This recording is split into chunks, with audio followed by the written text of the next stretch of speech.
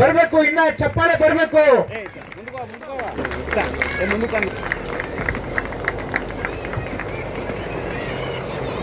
ನಿಂತ್ಕೊಳ್ತಿ ಈ ಕಡೆ ಮೇಲೆ ಆಗಲಿ ಎಲ್ಲ ಹಾಕಿದ ಮೇಲೆ ಈ ಕಡೆ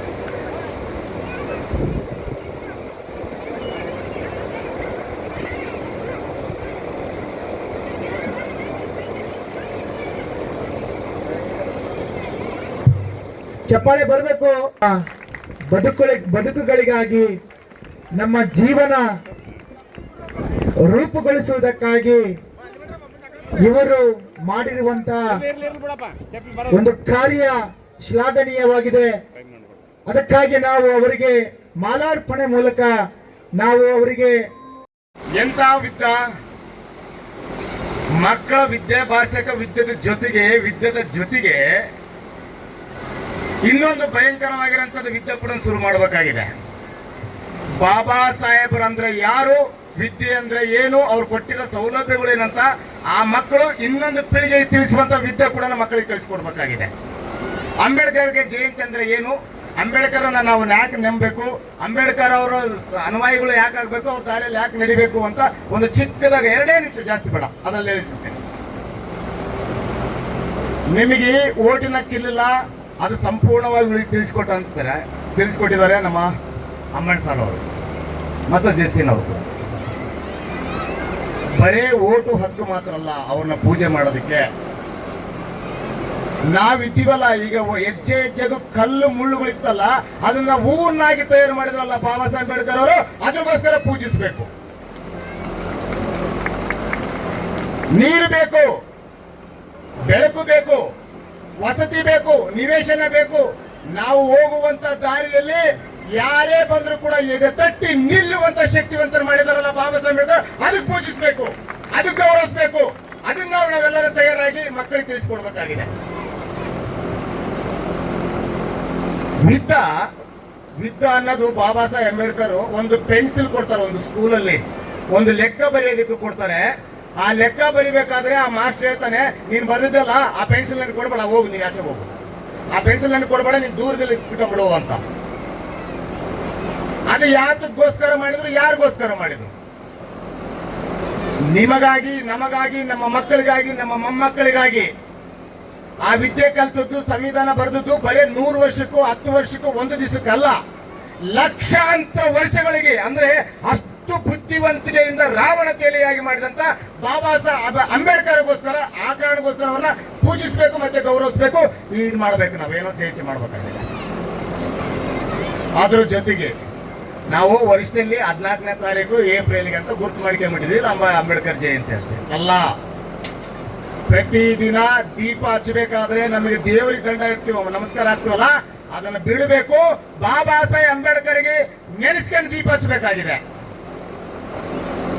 ಬಾಬಾ ಸಾಹೇಬ್ ಅಂಬೇಡ್ಕರ್ ನೆನೆಸ್ಕೊಂಡೆ ಊಟ ತಿನ್ಬೇಕಾಗಿದೆ.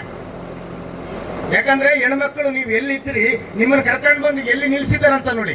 ಈ ಸಮಯದಲ್ಲಿ ನಾವು ಹೇಳ್ತಾ ಇದೀವಿ, ಅಲ್ಪಸಂಖ್ಯಾತರಾಗಿರ್ಬೋದು, ಹಿಂದುಳಿದ ವರ್ಗದವರಾಗಿರ್ಬೋದು, SC ಸಮಥಿಂಗ್ ಎಲ್ಲರೂ ಇಲ್ಲಿ ಇರಂತ ನನ್ನ ತಾಯಿ ತಂದವರು ಎಲ್ಲ ನಮ್ಮ ಜಾತಿ ಜನಾಂಗದವರು. ಆದ್ರೆ ಬಾಬಾ ಸಾಹೇಬ್ ಅಂಬೇಡ್ಕರ್ ಅವರು ಯಾವುದೋ ಒಂದು ಜಾತಿಗೆ ಸೀಮಿತ ಆಗಲೇ ಇಲ್ಲ. ನೀನ್ ಯಾವುದೇ ಕೆನಲಲ್ಲಿ ಬಿದ್ದು ಸಾಯ್ಬೇಕಾಗಿಲ್ಲ, ನೀನ್ ಎಲ್ಲಿದ್ರೆ ಈ ಪ್ರಪಂಚನೇ ಇಲ್ಲ, ಅದಕ್ಕೋಸ್ಕರ ನೀನು ಸಾಯಬಾರ್ದು ಅಂತ ಹೇಳಿ ಆ ಗರ್ಭದಲ್ಲಿ ಇರ್ತಕ್ಕಂಥ ಪಿಂಡ ಆ ತಾಯಿಗೆ ಧೈರ್ಯ ಕೊಡ್ತದೆ. ಆ ಧೈರ್ಯ ಏನನ್ನೋದನ್ನ ಒಂದ್ಸಾರಿ ಹೇಳೋಣ. ಓಕೆ. ಹೆಣ್ಣು ಮಗಳಮ್ಮ, ನಾನು ಹೆಣ್ಣು ಮಗಳಮ್ಮ, ಬ್ಯಾಸರೆ ಕಹಡದ ಯವ್ವ ಭೇದ ಭಾವ ಬ್ಯಾಡ. ಹೆಣ್ಣು ಮಗಳಮ್ಮ,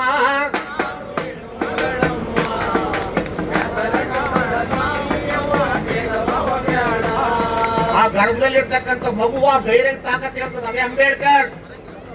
ಬರೀ ಪಿಂಡ ಅಲ್ಲ ಅದು.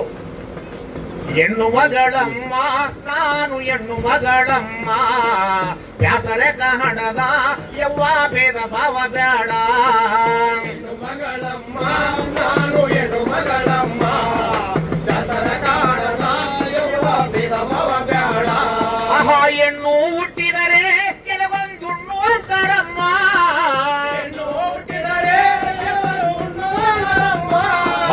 ಮಾಯೆ ಚಂಡಿ ಚಾಮುಂಡಿ ಶಬರಿ ನೀರಮ್ಮ,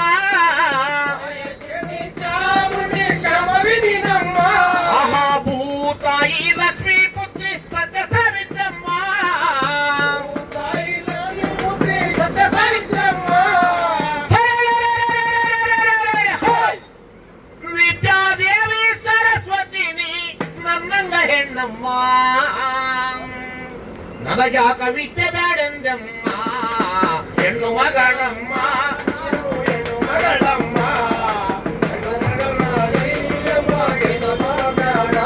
ಆಹಾ ಹೆಣ್ಣು ಮಗಳಮ್ಮ ಹೆಣ್ಣು ಮಗಳಮ್ಮ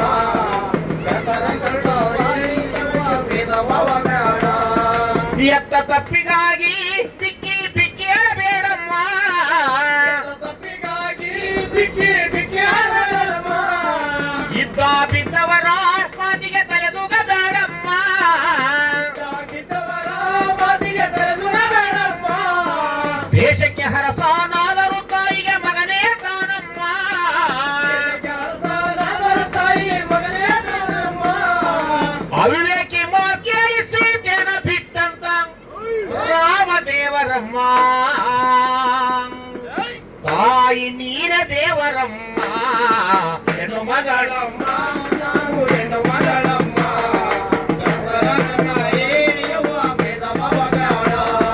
ಹೆಣ್ಣು ಮಗಳಮ್ಮ ನಾನು ಹೆಣ್ಣು ಮಗಳಮ್ಮ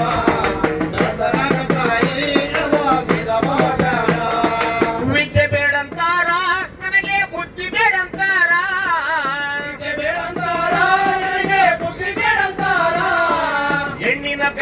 ಹೆಣ್ಣಿನ ಬುದ್ಧಿ ಮೊಣಕಾಲ್ ಕೆಳಗ ಅಂತ ಬೈಯುತ್ತಾರ ಹೆಣ್ಣಿನ ಬುದ್ಧಿ ಮೊಣಕಾಲ್ ಕೆಳಗ ಅಂತ ಬೈಯುತ್ತಾರ ವರದಕ್ಷಿಣೆ ನೀಡಿ ವರನ ಪಡಿಬೇಕಂತಾರ ವರದಕ್ಷಿಣೆ ನೀಡಿ ವರನ ಪಡಿಬೇಕಂತಾರ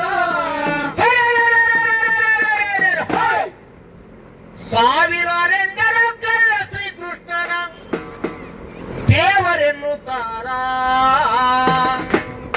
ನಿನಗ್ಯಾಕ ದಿನವೂ ಕೊಲ್ಲುತ್ತಾರ ಹೆಣ್ಣು ಮಗಳಮ್ಮ ನಾನು ಹೆಣ್ಣು ಮಗಳಮ್ಮ ಅವ್ರು ಆತ್ಮಹತ್ಯೆ ಮಾಡಿಕೊಳ್ಳಕ್ ಹೋಗ್ತಾಳೆ ಒಂದು ಹೆಣ್ಣು ಬಿಟ್ಟು ಒಂದು 2-3 ಹೆಣ್ಣು ನಡೆದು ಬಿಟ್ರೆ ಗಂಡನೂ ಸೇರಂಗಿಲ್ಲ ಅತ್ತೆನೂ ಸೇರಂಗಿಲ್ಲ 2-3 ಹೆಣ್ಣು ನಡೆದು ಬಿಟ್ಟಾಳ ಈಗ ಗಂಡ ಹುಟ್ಟಂಗಿಲ್ಲ ಅಂತೇಳಿ ಅಕ್ಕಿನೂ ಉರ್ಲಾಕ್ತಾರ ಮಕ್ಕಳು ಉರ್ಲಾಕ್ತಾರೆ ನಿನ್ನೆ ಎಲ್ಲೋ ಒಂದು ಪೇಪರಲ್ಲಿ ನೋಡ್ತಿದ್ದೆ ಸಾಮಾಜಿಕ ಜಾಲತಾಣಗಳಲ್ಲಿ 6 ಜನ ಹೆಣ್ಮಕ್ಳಾದ್ರೆ ಅಂತೇಳಿ ಆಯಮ್ಮ ಆ